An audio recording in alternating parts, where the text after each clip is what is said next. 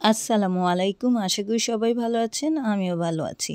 আজকে কাঁঠালের উপরের এই খোসা দিয়ে কাবাব বানাবো। কেউ না দেখলে ধরতেই পারবে না এই কাবাব কাঁঠালের খোসা দিয়ে বানানো হয়েছে। এর জন্য ফার্স্টেই আমি এভাবে করে খোসাগুলো কেটে নিচ্ছি। উপরের কাঁটাযুক্ত অংশ আর অপর পাশের কিছু ফেলে মাঝের সাদা অংশটুকু শুধু নিচ্ছি এই কাবাব বানানোর জন্য।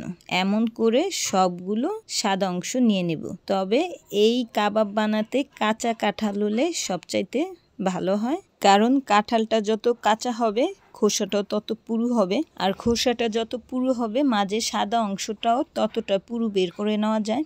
আমার কাঁঠালটা যেহেতু পাকা ছিল তাই মাঝে সাদা অংশটাও খুবই পাতলা ছিল।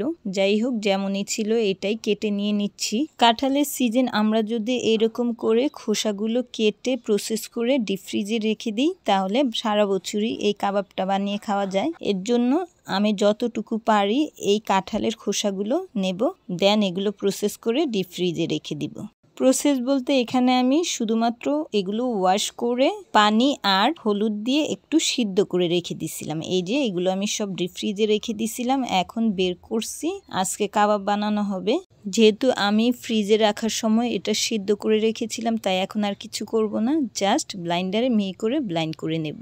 এমন করে ব্লাইন্ড করে নেওয়া হয়েছে। এখন এর সাথে যে সকল ইনগ্রিডিয়েন্টস দেব সেগুলো হচ্ছে মরিচের গুঁড়ো, হলুদ গুঁড়ো, আদা রসুন পেস্ট, দারুচিনি গুঁড়ো, এলাচ গুঁড়ো, জিরে গুঁড়ো, স্বাদমতো লবণ, ম্যাগি মশলা। আরও লাগবে সামান্য পরিমাণ টেস্টিং সল্ট, পেঁয়াজ কুচি, ধনেপাতা কুচি, কাঁচামরিচ কুচি আর একটু চালের গুঁড়ি। চালের গুঁড়িটা এর জন্যই দেওয়া হচ্ছে যাতে এটা কিছুটা ক্রিস্পি ভাব থাকে। এখন এগুলো ভালো করে মাখায় নেব, দেন কাবাবের শেপ দিয়ে তেলে ফ্রাই করে নেব। এই কাবাবটা খেতে একেবারেই মাংসের কাবাবের মতো, কেউ না দেখলে ধরতেই পারবে না যেটা কাঁঠালের উপরের খোসা দিয়ে বানানো হয়েছে। তবে এই কাবাবটা ঠান্ডা হলে খেতে একেবারেই ভালো লাগে না। আমার কাবাবের এই মিশ্রণটা ভালো করে মাখানো হয়ে গিয়েছে, এবার এগুলো ফ্রাই করে নেওয়া হবে। ফার্স্টে চুলে একটা প্যান বসিয়ে দেওয়া হয়েছে, দেন রেগুলার খাবারের তেল দিয়ে দেওয়া হবে। এখানে তেলের পরিমাণটা একটু বাড়িয়ে দিতে হবে কারণ এটা ডুবো তেলে ভাজতে হবে। এখন এগুলোকে সময় নিয়ে ডিপ ফ্রাই করে নিতে হবে।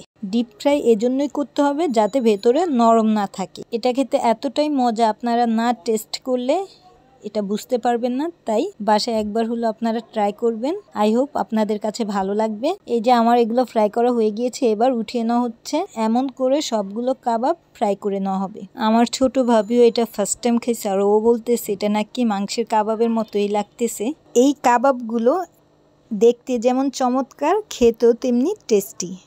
একটুকু ভাঙেনি, একেবারেই সুন্দর কাবাব সাইজি হয়েছে।